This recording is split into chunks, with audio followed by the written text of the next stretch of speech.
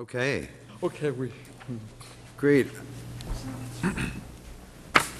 I'd like to kick off this regularly planned Planning Commission meeting on August 18th, 2014. Mr. Diaz, would you lead us in a roll call, please?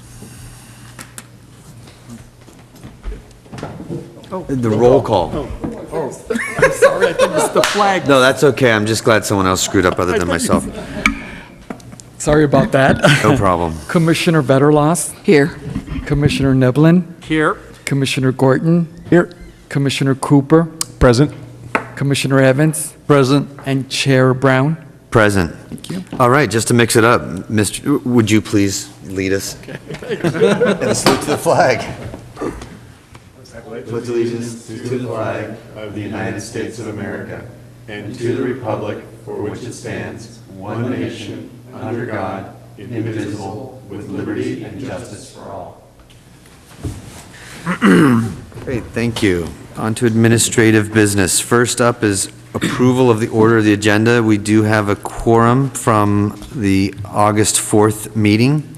Is there a motion to on the agenda? Oh my gosh. Motion. Commissioner Vetterlos. A motion to approve the agenda. Thank you. This would be Commissioner Cooper. I'll second the motion. Thank you. I'll vote.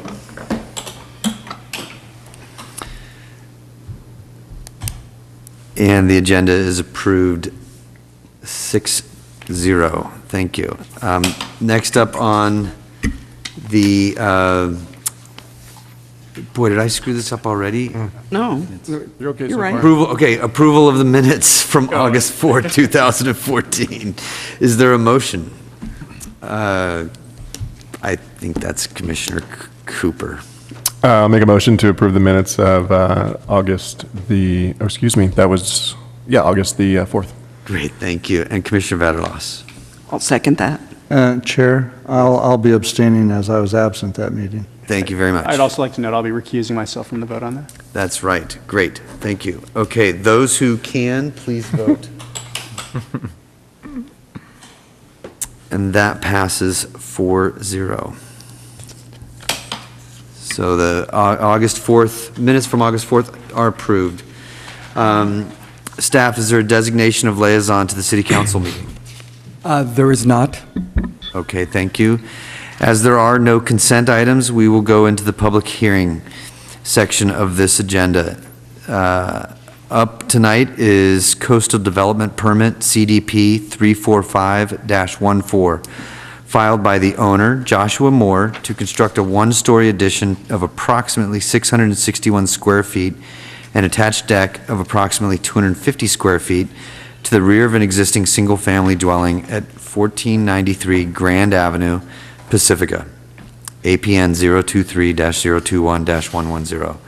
The project is located in the coastal zone, recommended California Environmental Quality Act, CEQA status, categorical exemption, proposed action, approved as conditioned. May we have a staff report, please? Good evening, Commissioners. Christian Murdoch, Assistant Planner. You have before you a 661 square foot single story addition to the rear of an existing 1,334 square foot single story house.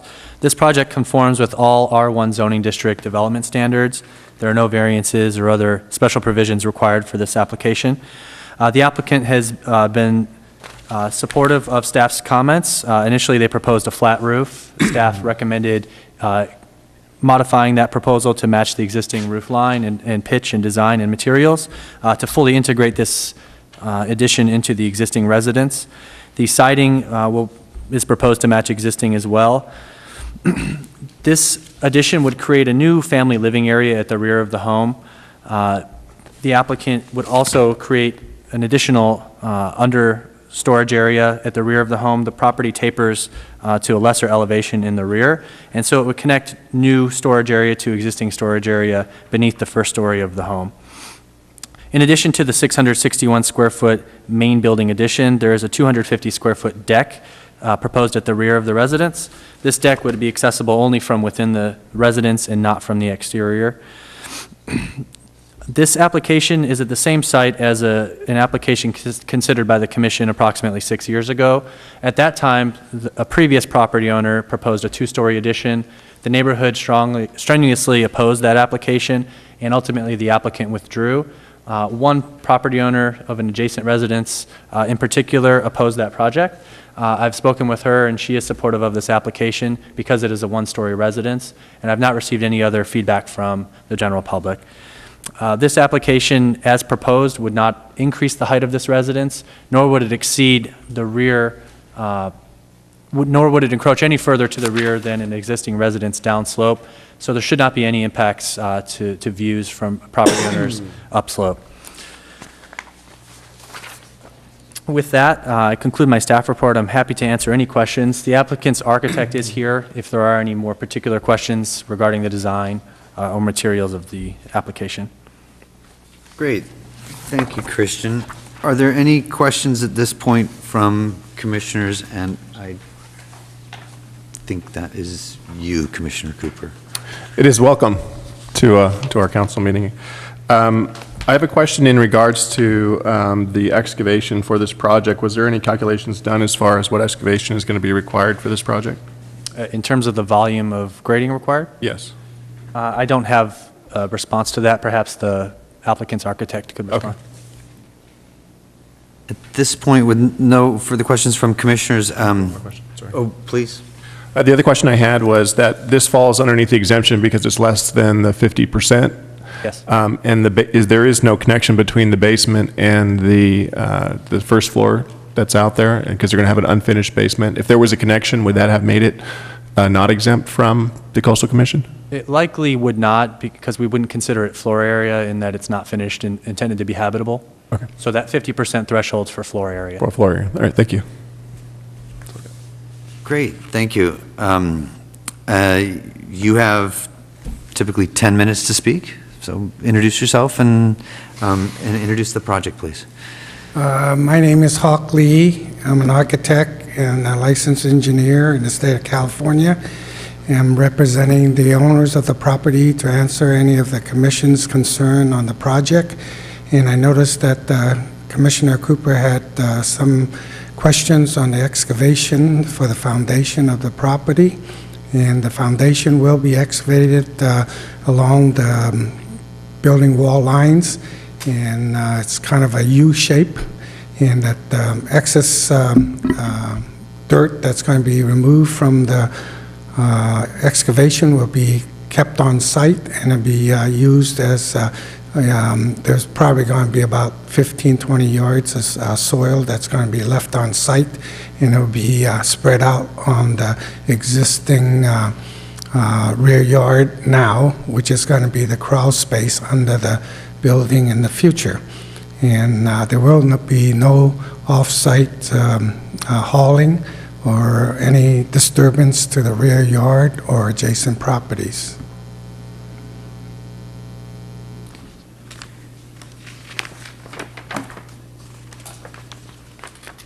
Okay. Is there anything else you would like to say about the project? The owners wanted the addition so that they could enjoy the rear yard more, and also with a growing family, and has a son and a daughter that's in the teenage era that like to have a little private space for themselves in the back, and this way they could more enjoy their house. Right now there's 2 bedrooms that just face the rear yard, and they cannot have any access to the rear portion of the building. With the addition, we have connected the front portion of the building to the rear, and they'll be using that more of a recreation area.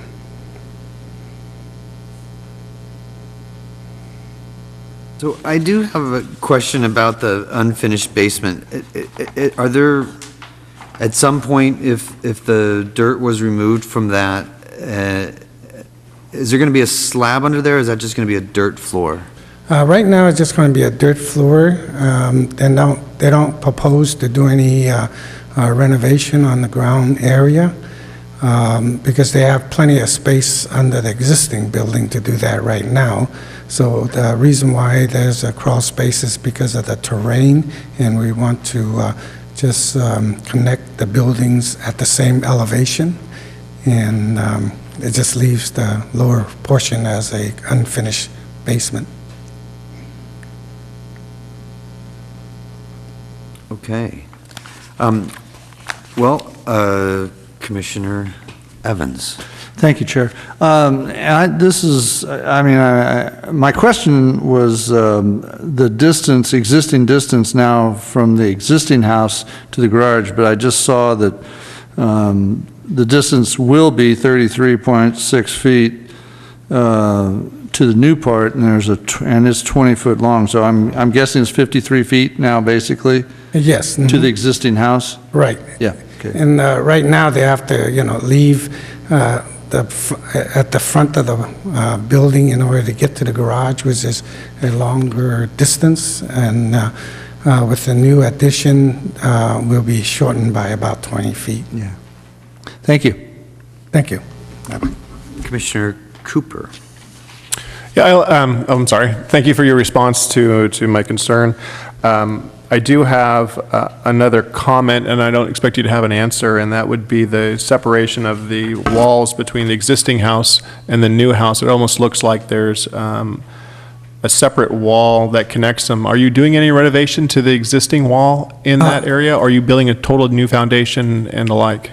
Yes, what we're doing is the owners, because if you connect it to the existing house, then we have to do a full seismic 104F or bring the current building up to the new seismic standards.